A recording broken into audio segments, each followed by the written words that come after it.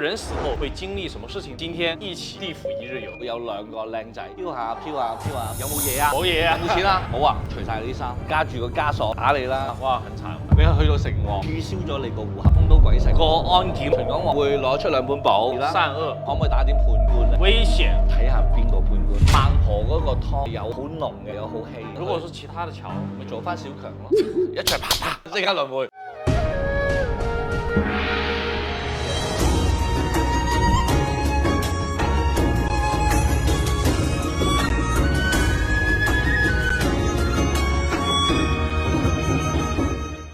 進入咗九齒離火，我發現我哋而家處在一個百年未有之變局。每個人都有佢自己生活嘅問題，財運、姻緣、家庭以及健康。面對呢個命運嘅十字路口嘅時候，自己唔知點樣去選擇，或者亦都唔知自己可以做出乜嘢嘅努力。鑑於此咧，我決定推出我嘅中華智慧大講堂，通過我哋民族了不起嘅道家哲學思想，通過易經、八字、風水等等嘅道法術器，去解決我哋人生中嘅一次又一次嘅困難。喺我哋面臨命運嘅十字路口選擇嘅時候，做出最優嘅解決方案。Hello， 大家好，我係風水。Hello， 大家好，我是子耀。師兄啊，我們又要到了農曆7月15中元節。大家平時都說這個是鬼月呢，會燒紙祭拜祖先，要忌口，有很多的禁忌。那麼我就想到了一個大家最為關心也最為神秘的問題，就人死後到底會經歷什麼事情呢？是不是一閉眼馬上就會被鬼差抓走了呢？是不是真的會有閻羅王和18層地獄？那麼今天我們就來一起地府一日遊，如何？哇！呢個咧都講唔明嘅，但係咧，其實呢方面嘅嘢咧，我已經好熟悉㗎啦，因為喺我嘅夢境裏邊咧，自己都 run 過一次㗎啦。我覺得你做夢就去地府啦？唔係，係成個經歷。嗱，當阿子耀你係啦，唔好意思嚇，因為講人哋唔好意思啊嘛，講你就冇所謂。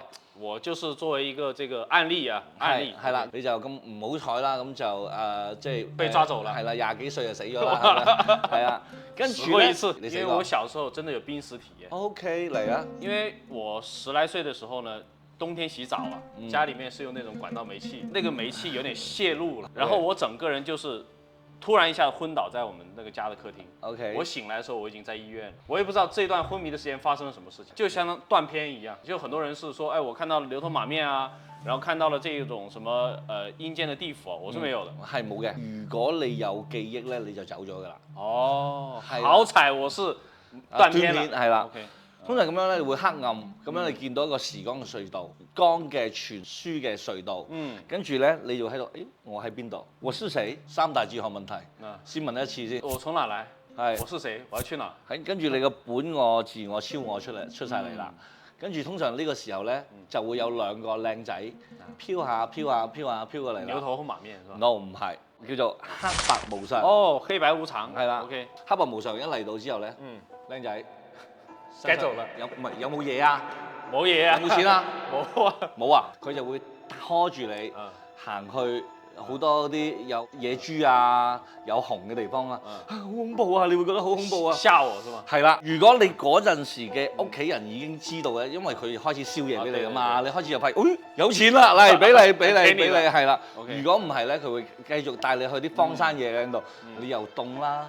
又可能又除你件衫啦，又打我啦，又打你啦，係啊，又加住個枷鎖啦，係啊，所以我哋成日都話有回魂咧，都係黑白無常帶你翻去嘅。跟住睇下你會唔會報夢俾屋企人啊？喂，準備好一餐飯俾我，招呼下啲大哥先。對啊，先燒給他們啊，先招呼好他們，係對我好一點。所以我哋話喺回魂夜嗰陣時咧，如果我哋啲先生啊幫你去計你回魂嗰日咧，喺邊個方位翻嚟？喺嗰度咧灑米啊，或者灑灰啊，其實係見到你嘅腳印。正常咧係見到鎖鏈嘅。鎖鏈。係因為你唔俾錢啊嘛，你啊嘛，把我壓過來是吧？係啦。哎，師兄啊，這裡面我突然想到一個這個，我們經常討論了4大名著，《水滸傳》。那个水泊梁山鲁智深他在野猪林救了这个林冲，对他其实在路上就是被很多官差押解嘛，对，如果说不是那个梁山好汉打點這官差的話，他路上就會受刑嘛。冇錯，其實人世間和陰間其實一樣道理。陰間仲犀利啲，仲犀利。所以你要交代好你屋企人咯。我交代好我的兄弟，我的兄弟去救我。放心，我一定會嘅。一定要去救我，要救我。你就知你走咗先過我嘅。OK， 好啦，好啊，終於啊，我幫你打點好啦，你去到城隍嗰度啦。城隍廟，為什麼他第一站是帶我們去城隍廟呢？因為人走咗之後咧，你要註銷咗你個戶口先。城隍廟係管理呢個地方嘅人口噶嘛。就相當於人真的去世要去派出所把身份證銷毀。係註銷咗之後啦，然之後咧佢就開始帶你去一個地方。嗰個地方咧係東南西北有一座山嘅，嗰個叫做東嶽嘅咩啊？泰山係啦，係啦，去到東嶽大帝嗰度咧，你會見到一座城喎，好靚嘅嗰座城叫咩啊？陰曹地府。豐都城。豐都城，哇，很有名喎。係啦，好出名。咁我哋曾經喺一個地方其實有現實嘅場景㗎，叫做重慶豐都啊。對啊，好像三峽工程把它淹掉了。冇錯啦，豐都鬼城。咁嗰度咧就係去到一個門口啦。然之後第一步過安檢啦。呢個時候咧，安檢嘅人係邊個咧？牛頭馬面。原來押送的是黑白無常，安檢的是牛頭馬面。牛頭馬面咧係地府嗰度嘅本地居民。咁跟住咧，因為下邊啲閻王啊、判官啊搶晒嗰啲位啊嘛，所以豐都古城呢啲本地居民都俾啲嘢佢做嘅，就係檢票啊、過安檢啊。係啦，咁我哋落去要討好多人嘅嘛，你肯定帶好多架撐喺身上嚟啦。咁牛頭馬面，喂，攞錢啦！喂，有冇嘢先？要冇錢？有冇嘢先？係咪好需要錢啊？所以趕緊多燒一點。你要窮就好慘嘅，知唔知喺個地方？一定要上面嘅人多燒一點。係啦，如果唔係咧，你會除晒你啲衫。師兄咪講咧，其實人走嘅時候係賺咗㗎。喺上賢道嗰陣時同我講咧，你嚟嘅時候咧係乜都冇嘅，你走嘅時候咧賺咗一套衫。咁你以為真係賺咗套衫咩？可能都冇埋。可能牛頭馬面都收走了。係啊，因為可能最值錢係你套衫。哇，很慘。OK， 你亦都打點好啦，牛頭馬面呢個安檢都過咗啦。下一關。咁你終於見到邊個咧？叫做秦廣王。秦廣王。是判官的意思嗎？唔係，秦廣王係我哋落到去咧有10殿閻王嘅第一殿嘅閻王叫做秦廣王。秦廣王，秦廣王會同你傾啲乜嘢咧？你係邊個？報上名啦。報上名嚟。我係邊個？然之後咧，佢就會攞出2本簿，一個係你嘅做過幾多好事啦，同埋做過幾多壞事啦。善惡。跟住你就會喺呢度咧，你見到嗰2本簿嘛，好嘅係咁薄啦，唔好嘅咁厚啦。你就開始講，Jackson， 我反對，我不同意，係我冇做過，係我唔係，跟住就有判官啦，判官嚟幫你去調查一件事先，鐘馗啊攞住個筆，拿這個判官筆去記錄下你啲咁嘅事，究竟係唔係？其實就係去審判你啊嘛，你犯咗幾多嘅罪，你做咗幾多個好事，咁你就可以受少啲罪啊，或者要受多啲啊。好像之前師兄講過一個這個觀點啊，就是其實很多人認為我之前犯錯了，我做點好事就可以彌補，其實不是的。唔係2本簿，2本簿，冇錯。那只有繼續做善事，不要做惡事了。冇錯，你只能夠將呢個積厚啲，呢個積薄啲。你唔係話呢個同佢呢個對沖嘅，唔係嘅。你犯咗罪，你以前就算係再大嘅善人都好，你犯咗罪，係咪呢啲善事可以抵消啊？抵消唔到。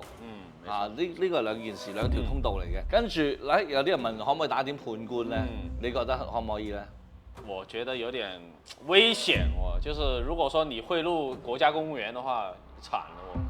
睇下邊個判官看一下還可以選，難道就冇咩？錢能夠使鬼推磨。如果你係有足夠嘅錢財，都能夠係減輕少少嘅。我錢夠多，我就可以取保候審。可以咁樣講啊，即係後人我想你過得好啲，因為你十惡不赦，所以我知道你一定係會舐嘢嘅，但我唔想你舐得咁犀利，咁就係咁咯。花錢消災咯。燒少少啦，係咪？或者生前嘅人啊、陽上嘅人啊，做多啲好事啊，幫你去彌補，呢叫回向咯。所以係陽上嘅人就能夠真係幫到先人去解決一啲問題嘅嚇。咁完咗之後啦，一殿閻王完咗之後啦，咁我冇可能講到10殿啦嚇。咁如果唔係嘅話，2、3個鐘都講唔晒。大家如果有興趣呢，我們這一集破10萬，我們每一殿都講一集，好啊。咁我哋次次都係咁嘅標準啊！嗱，只要講咗呢句説話咧，呢一集就破唔到10萬嘅。我相信這一集會。OK，咁我哋繼續啦，去到第一殿完咗之後咧，去到第二殿啦。第二殿咧，其實就開始有啲叫做煎皮啊、拆骨啊、上刀山啊、落油鑊上刑啊，其實我哋講滿清10大酷刑啊，嗰啲酷刑好多都係地府上對呢啲惡鬼嘅一啲做事方法，令其實就係地府上面嘅一個酷刑嚟嘅。沒錯，好啦，咁我哋就咁多一個，我哋就唔會講啦。我哋直接去到第9殿閻王。嗰啲閻王咧，我覺得有啲比較特別嘅。點解特別咧？佢會好簡單㗎。佢其實有個台咧，叫上去叫望鄉台。佢唔係話去煎你皮、拆你骨，而係你人生之中經歷過最痛苦嘅嘢，俾你再經歷一次。身體嘅痛唔係真係痛。對啊，心痛才是痛。呢個感受嘅痛先係真真正正嘅痛啊，係咪啊？要你錐心之痛再經歷一次，所以你要經歷完咗之後，先到去第10殿。所以喺呢度咧，我會鼓吹大家修行。修行人咧，其實就係喺現世裏邊，將第2殿到第9殿嘅嘢咧，我哋喺人世間裏邊咧已經能夠睇透，去修持過啦。修行人係唔需要經過呢8。即係去到嗰個秦講嗰度啊，你做咗好多嘢啦，亦都修得好好啦，亦都喺人世間明白好多事情啦。你直接去到第10個啦，2到9就不用去了，唔使去啦。然之後嗱，第10殿咧，佢做乜嘢嘅咧？佢就係一個叫做，即係我知道你經歷咗呢幾段嘅歷程啦。然之後你接落嚟係咪可以做人咧？定係做畜生咧？選擇6道是嗎？冇錯啦。然之後咧，佢話俾你知，好，我判咗俾你，你好彩有條橋叫做奈何橋，要見到孟婆啦，係，要喝孟婆湯啦。跟住去到嗰度咧，你都仲要有錢，知唔知點解啊？為什麼？因為孟婆嗰個湯咧係有好濃嘅。同埋有好稀嘅，濃一啲咧，你就會將過去嘅所有嘅痛苦都忘記咗，好好咁做一世嘅人。但係咧，喂，錢唔夠啊！嗰啲料，我給你摻點水，係嘛？係啊，咁你就會俾啲比較簡單嘅俾你。所以咧，有啲人嚟到，點解我前世嘅記憶咁深嘅？好似我咁，我之前肯定係燒得唔夠。點解咧？因為我覺得我帶住好多之前嘅回憶過嚟，究竟係好定唔好咧？咁又真係嗰句啦，睇你點睇啦。對啊，看你的想法。咁我哋話點解好多時候我哋遇到啲人，咁熟悉嘅呢個人我又記得嘅，呢度又好似我上一世嚟過嘅，就肯定係你飲過孟婆湯，飲得唔夠濃，跟住你就再落到嚟，再投胎做人啦。咁咧呢個係地府嘅一套流程。所以說孟婆湯奈何橋就是我們最後一步了。係。你可能如果是其他的橋，咪做翻小強咯。係啊，小強唔係唔好嘅。對啊，他醫生挺快的。係啊，一出嚟啪啪就死咗啦，即刻輪迴。OK， 好，師兄給我們分享了今天的這一期啊，我覺得，我們用了一個很幽默風趣的方法啦，有很多這個段子啦，但是我是希望衷心的跟大家奉勸一句，就是在我們活着的時候好好生活，多多行善積德，珍惜當下。少造這個惡業，多積我們的陰德。那麼，中元節也快到了，我們要做很多的公益啦。因為我都知道師兄會帶領我們很多的信士啊，包括一些這個我們的專業的高公道長啊，去做我們的功德的超度嘛。係，咁我哋點解會喺中元節嘅時候咧，去建議大家做咁多嘢咧？因為咧呢個節日咧，大家好驚，佢覺得鬼節，咁好多嘢唔敢做嘅，會害怕。咁巴菲特講過嘛，當人感覺到恐懼嘅時候，你感覺到貪婪。